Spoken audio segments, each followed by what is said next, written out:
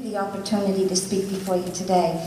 My name is Donna Kelly-Williams. I am a registered nurse at the Cambridge Hospital and the president of the Massachusetts Nurses Association.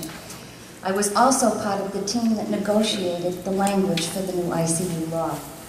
I have submitted written testimony on behalf of the Massachusetts Nurses Association that delves into the details about what parts of the proposed regulation the nurses feel work and which parts could be better, including a redlined copy of the proposed regulations showing our suggestions for improvement. I will not go into such detail during my testimony here today. Instead, I would like to touch on some key issues where we have concerns with the proposed regulations. The first is the language that appears throughout the draft regulations referring to a one-to-one or one-to-two nurse-to-patient assignment.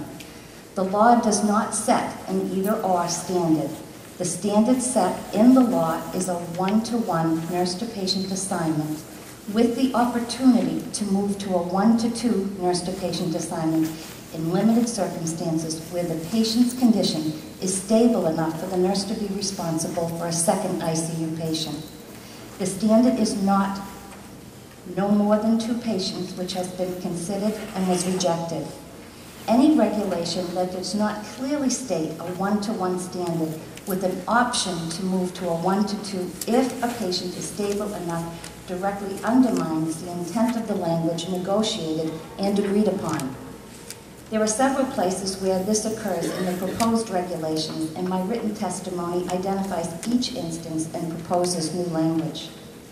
The second concern I would like to address is the assessment by the staff nurses in the ICU. The law clearly states that the assessment shall be done by the staff nurses in the unit. In the ICU, the nurses work together and assignments accepted by the nurses reflect that team effort. That assessment of the patients by the staff nurses in the ICU, the experts, was to be further supported by an acuity tool. Only where a disagreement arose between the staff nurses, as aided by the tool, was a manager or designee involved. This must be corrected in the final regulations to reflect what is the law.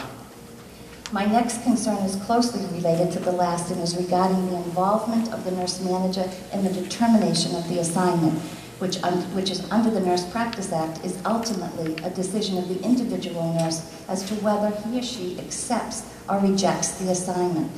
According to the law, the nurse manager is involved only when the nurses on the unit, aided by the acuity tool, cannot agree on the appropriate patient assignment.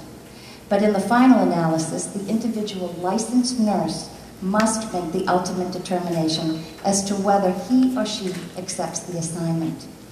This brings me to the acuity tool that is addressed in the proposed regulations.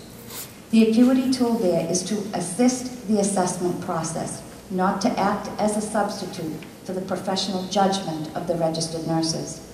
And the makeup of the advisory committee that selects this tool must have direct care ICU staff nurses working with management to formulate the tool.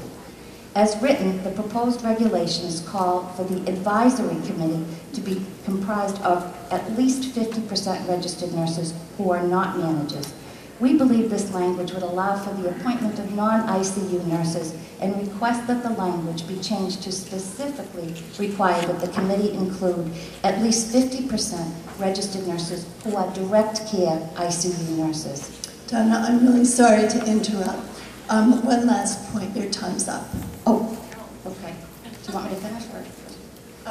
You can make one last sentence. Okay. Finally, I would like to thank the Health Policy Commission for the inclusion of the language stipulating that the patient assignment in the ICU may not exceed 2 ICU patients at one time. The law, as passed, does not provide for any exceptions to the regulations and should reflect that. Thank you very much. Thank you very much.